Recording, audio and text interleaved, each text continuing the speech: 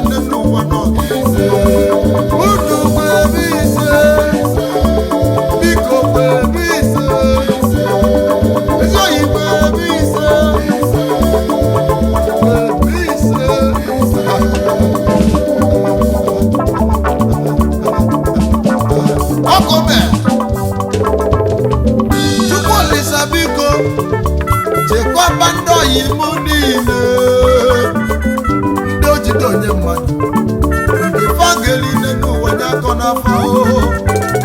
obodo ndị ka mụ na-akpọ Pampa n'obi ka jebe na Abuja ọ bụ onye ka mụ chọọ eje Chief Dr. Anthony Ezekugo Chairman CEO Nombaga Consulting Nigeria Limited MD CEO Stetra Nigeria Limited Chairman Prime Game Nigeria Limited ọdọkọ nnọkwa n'iso wesibe ọkwa na nnọkwa ezi nwa ide mmiri olumekene tonu ya ọkwa na nnọkwa onye nnọkwa ezi nwa ezekwu ọda okwu nwa nnọkwa jide bagada nwa nke a bụ nke anyị ọkwa n'ihi ya dị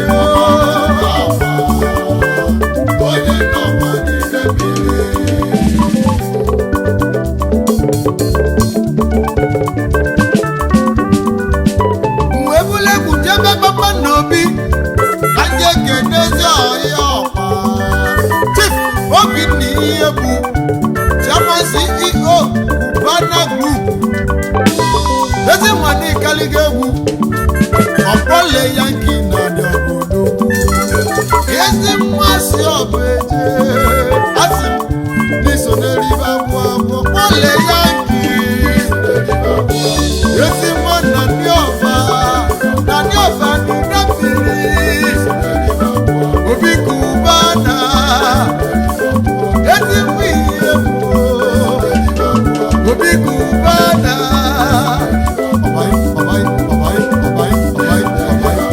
ọkpọle Yankee yes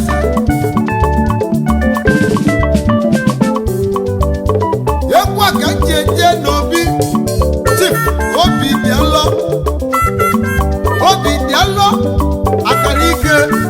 akalike ezi mmasị ọka ejeje akalike n'ịbanyegodi ya ndeme ezi mmasị m n'iso n'elibe agwagwu ndị elibe agwagwu ka anyị na